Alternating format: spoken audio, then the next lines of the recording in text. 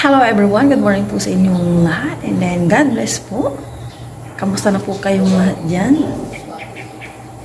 Wala po silang pasok ni Aya ngayon kasi lahat ng teachers sa elementary sa kanilang school, seminar po nila sa ibang school.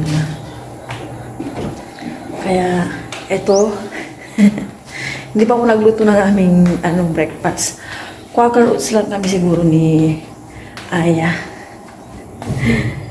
Pero maaga akong nagising kahit nag-off ako ng alarm. And then, pinilit ko pang matulog. Titimpla ko na ngayon ng kape. Kape-kape tayo. Kape muna. Bago si Aya tulog na tulog pa. Kape-kape.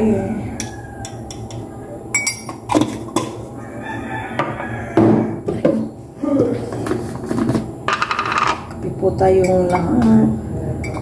Ano pala? 6:12 ng umaga. At hindi ko alam kung pupunta kami ni Aya ng bayan o hindi. Sabi kasi ni Aya kahapon, mag-drawing siya. Namimili siyang mag-drawing may ginagaya sa cellphone. Hinahayaan ko lang para mag-ibang hirap po siyang mag-drawing pag naisipan niya. Bukas may pasok po sila. Thursday. Ay, Friday. Ano ba yan? Ano na? Alis na ang araw. Mano na nga yung nagbago na yung araw nga. Quarter to wala pang quarter to 6. Ano na? Dumidilim na. Hindi kagaya. Mga 7. Aliwanag pa. Ito mga quarter to 6 pa lang. Ang dilim na. Kapi po tayong lahat.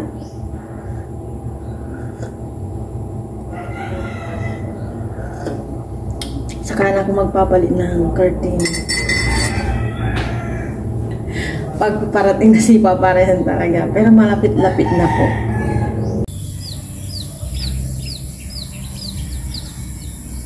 Kagabi, umulan. Sabi sa balita, kagabi may namumuong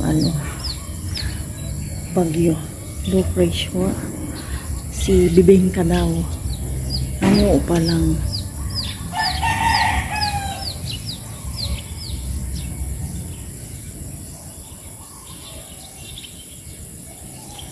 Yun po yung mga bahay sa may release. Dati walang kabahay-bahay dyan eh. Ngayon malapit nang mapuno ang release ng bahay. Doon po sa may yung doon po yun. Maulan at maputi kaya hindi kami nakakapasyal ni Aya dyan sa may likod. At malaki na yung palay. Late na pong nagising si Aya. Quarter to 8 na. Nagre-reklamo pa nga eh. Kasi daw hindi ko siya pinapayagan matulog ng mga 9. Sabi ko wag siyang gagaya sa mga klase niya. Kasi mga klase niya, natutulog mga 11. O pagdating naman sa school, ano nangyari sa kanila? Hindi sumasagot. Lutang daw, hindi sumasagot sa recitation. Pag nagtatanong kanilang teacher, si Aya nga lang daw yung ma-recite, sabi ng kanyang teacher, pinikwento din ni Aya. Kaya sabi ko, pag walang tulog ang isang bata, and then may pasok kinabukasan, walang mangyayari. Kaya nag-i-explain si teacher, wala. Parang, hindi pumapasok sa utak. Kaya gusto ko, makakatulog ka ng maayos. Makukumplete mo yung 8 hours. Or more than 8 hours kasi bata ka pa. Breakfast na po kami ni Aya. Quaker oats lang. Thank you Lord sa umagang ito. Samahan po kami niya breakfast. Sila si Quaker oats. Kaya ay nagsinangag ako kasi may kami leftover na kanin. Sabi ko, hindi na. Maalam mo sila Alden, tapos sila dyan kaya sa likod namin. Alam mo, kumain sila ng bubble gum, nagkadikit na galit si Tito. Saan yan nilagay? Ha? Saan nila nilagay? Nagkadikit kasi si Alden. yung bubble gum niya, pinatong niya sa desk. Tapos, nakalimutan niya tanggalin. Kumana. Sabi ko, teacher, tingnan niyo po sila Alvin, kumalat yung bubble gum. Yan lang nga ang sinasabi ko eh. Kasi si John Kian kanina bumalik. Kanina. Kahapon.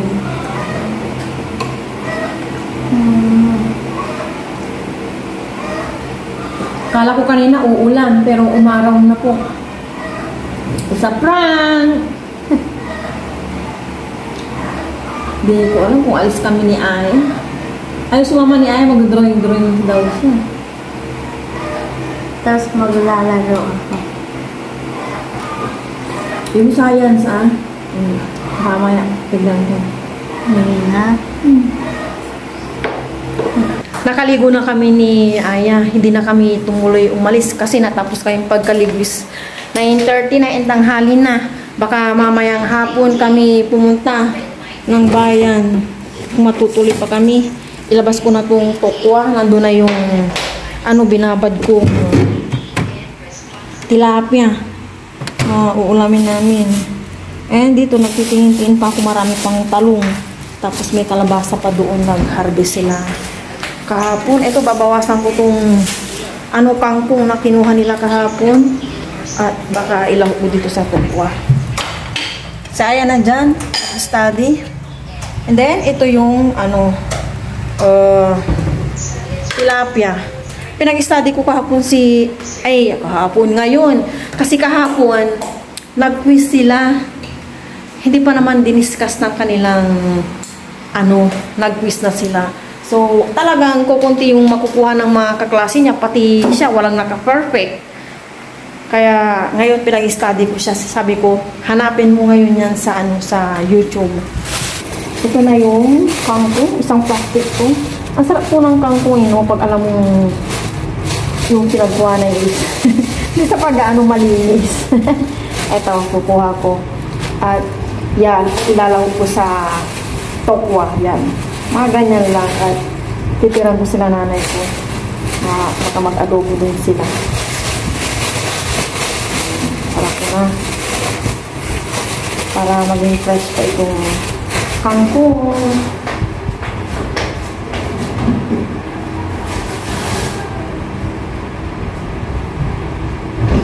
Yung binili natin niya na nandun pa. Yung pang breakfast.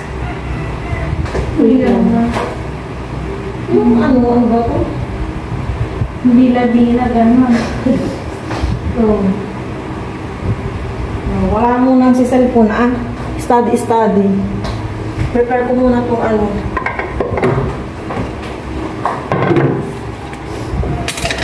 slicing ko muna pala itong tokwa bago ang lahat. Baka sasama daw yung nanay ko pag alis namin mamaya. Galing sila ng ngayon, palengke.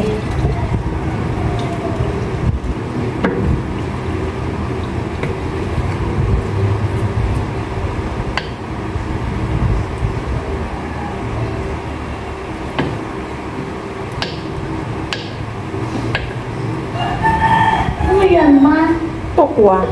Saka ko na siguro slicing kapag naprito ko na para hindi ako mahirapan magbaliktad.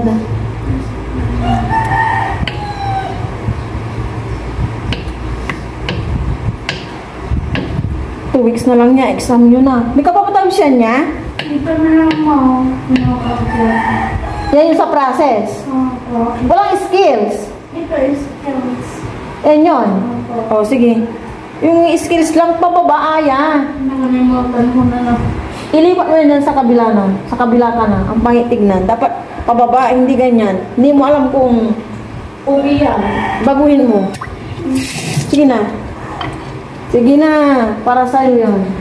Makulit ka. Sige na, baguhin mo na.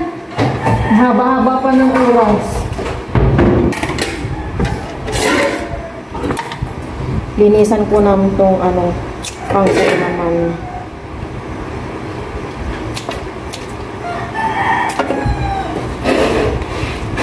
Libreng kangkong at sariwang-sariwa pa. So, diba? Linis. Kasi po hindi sa pag-ano, yung sa palengke. Siyempre may mga mga pinagkukuhanan nila. Kaya pag bumibili talaga ako sa palengke, binababad ko siya sa tubig na may asin. Para alam nyo na, ingat po tayo ngayon sa ating kalusugan kasi ang dali na natin magkasakit sa totoo lang. Yun po yung na-observe ko. Sa awa ng Diyos, pagaling na yung sipon ni Aya. Kaya hindi ko siya binila ng gamot. Kasi alam ko, ayan yung niya allergy. Tsaka yung niya, asthma. Hindi naman napuyat kagabi si Aya, pero ang hindi ng kanyang tulog. Kaya siguro ng malamig na panahon. Unahin ko muna ipreto ang tokwa.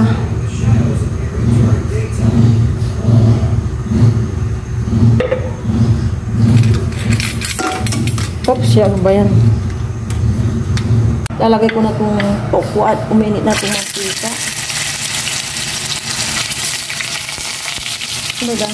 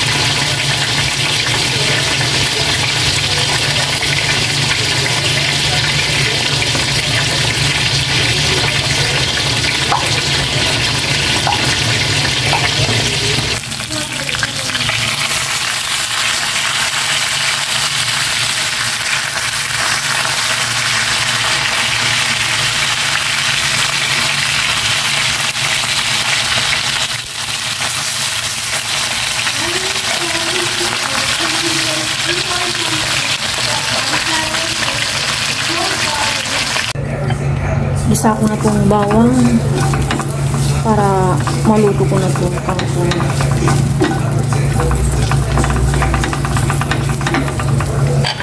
Lagay ko na rin itong sibuyas.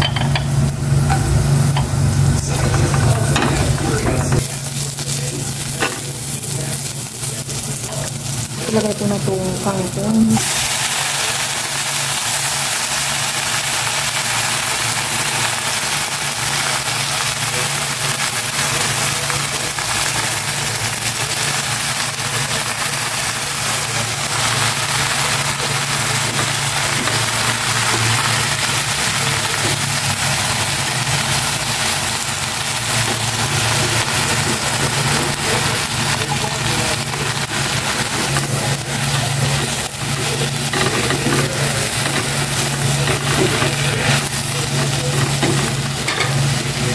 Maglagay na ako ng pepper, mantika, and lagay ko na itong tokwa. Tapos oyster sauce. Yun. Tagdag ako ng pepper. That's it.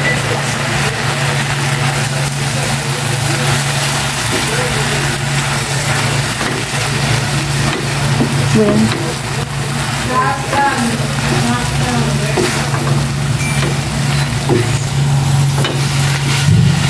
hindi pala tinaon. Okay. Ito na tumayaman. Yung bawang pa lang, kung may amoy kamay, ganun mo daw, oh. Tinaray ko na wala. Kiss-kiss.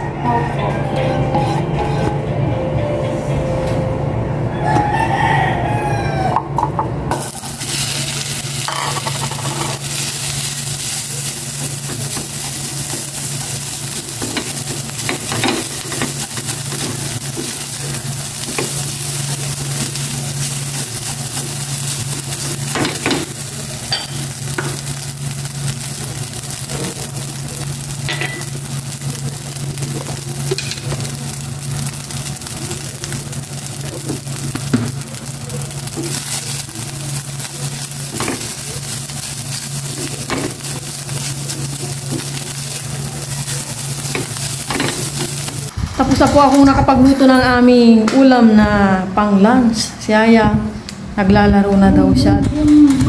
Tapos na siya mag-study. Ano ba yung nilalaro mo yan? Ang title yan? Tanong parang sana. Shotgun. Shotgun daw. Ang pula-pula ko dito, oh. Kinagat ako ng... And... Update po pala sa aking pamangkin na si Kiara. Thank God, nakalabas na po sila ng hospital kahapon. Nakauwi na rin po ng bahay kagabi. Kasi medyo malayo po yung pinagdalahan sa kanya at nalipat po siya ng hospital. Nasa city. Parang siguro 3 to 4 hours yung biyahe nila mula sa bahay nila. Thank God at nakalabas na po siya ng hospital at naging okay na po siya. Yung last na ginamot sa kanya is pneumonia. Ang pneumonia daw, sabi ng doktor, hindi daw nakukuha yun sa yung natutuyan ng pawis. Tapos yung sa may mainit na hindi daw yun. Nakukuha daw yun. Sabi po ha. Sa may nakakasalamuha daw siyang may ubo at sipon. Ang sabi ko naman sa nanay ko, nagkaroon man sila ng ubo doon, mga bata lang naman yun, tsaka hindi naman yung matagal, tsaka hindi naman malala. Siyempre, normal lang yung magka-ubo at sipon. Gawa nung itong panahon, doon daw niya nakuha. Kasi hindi naman inubo at sinupon yung aking pamangkin. So, bakit siya nagkaroon ng pneumonia? And then, yung kanyang kidney, okay naman siya. Antibiotic. Parang nakuha siya sa sa diaper or basta may mga masyadong maselan yung batang kasing yun thank God naman at okay na po siya.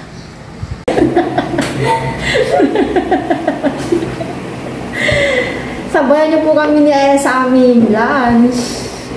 Ito na po yung mga ulam namin. Kain po tayo pero bago po yung pray muna po. Lord, maraming salamat po sa araw na ito at sa aming pagkain na sarapan ngayon.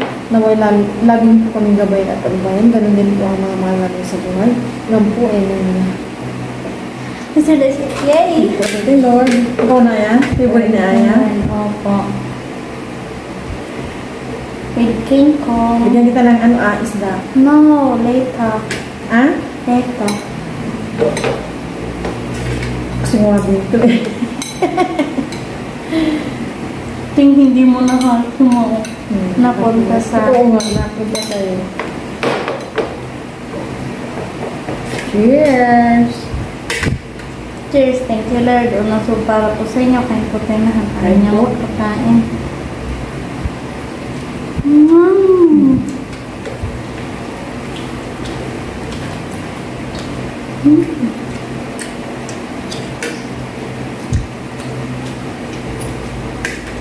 May isang lenyew. Kanina marami sila. Yung iba yan, ito lang.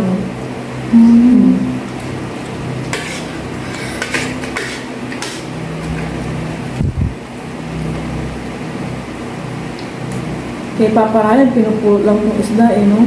Ito yung bili ko dito sa tilapia ko, dalawa. 120. Magkano dati yung isda niya, ma? Yung panahon niya, ma? Mura lang. Hindi kalakihan itong dalawang isdang to. 120. Mahal.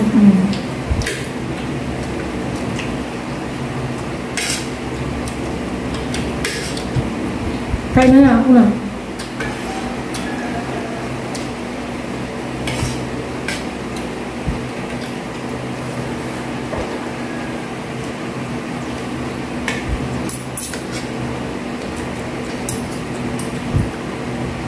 Hinati namin na ay yung fried rice.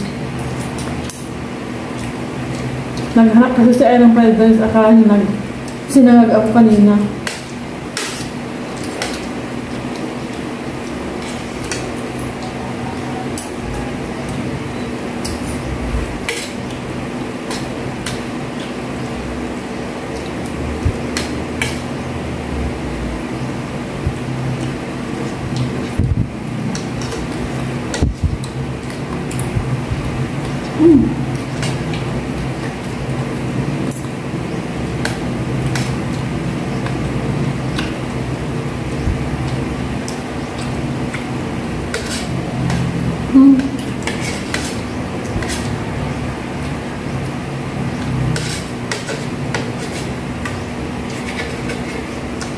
Sudah.